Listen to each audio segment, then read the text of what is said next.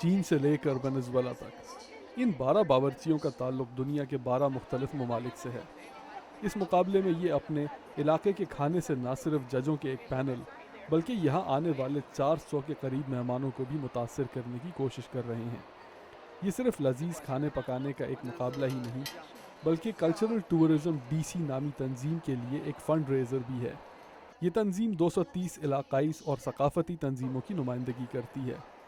Group کی نمائندگی کرنے والی لنڈا ہاپر کا کہنا ہے کہ یہ مقابلہ تمام سفارت خانوں کے لیے کھلا ہے۔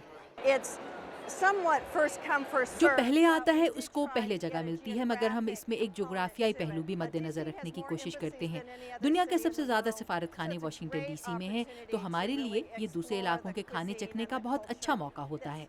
ہر سفارت خانے کے خانسامہ کی یہی کوشش ہوتی ہے کہ بالکل ویسا پکایا جائے جیسا کہ ان کے ملک میں پکتا ہے، لیکن بلغاریہ کے یوردن دمتریوف نے تو کھانے کو وہ رنگ بھی دیا ہے جو بلغاریہ کے جھنڈے کا رنگ ہے، یعنی سفید، لال اور سبز۔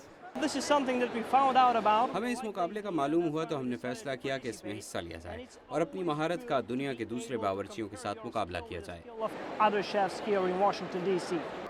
عراقی سفارت خانے کے جمال عمرون نے بینگن سے تیار ہونے والے مشرق وسطیٰ کے مشہور پکوان بابا گنوش کے 400 پیالے پکائے ہیں۔ مختلف ثقافتوں کے درمیان یہ ایک بے حد دلچسپ مقابلہ ہے۔ ڈنمارک کے سفارت خانے کے لارس بیس کو ٹاپ آنرز کا انعام دیا گیا، لیکن پیرو کے ہوزے لوئس فرنانڈس تھے جن کو لوگوں کی پسندیدگی کا پیپلز چوائس ایوارڈ ملا۔ ان کی پکائی ہوئی پیرووین کیویچی بہت جلد ختم ہو گئی۔ پیرو کو ان ثقافتوں نے بہت کچھ دیا جو دوسرے علاقوں سے آ کر پیرو میں آباد ہوئے۔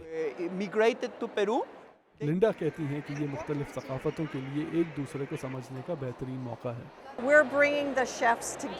ہم باورچیوں کو ساتھ ملا رہے ہیں، یہ ایک دوسرے کو نہیں جانتے تھے، ان سے ان کی آپس میں بھی دوستی ہوتی ہے، ان کو معلوم ہوتا ہے کہ یہ روز کیا کر رہے ہوتے ہیں، کیا پکا رہے ہوتے ہیں اور شہر میں کیا ہو رہا ہے۔ یہ اس مقابلے کا تیسرا حصہ ہے۔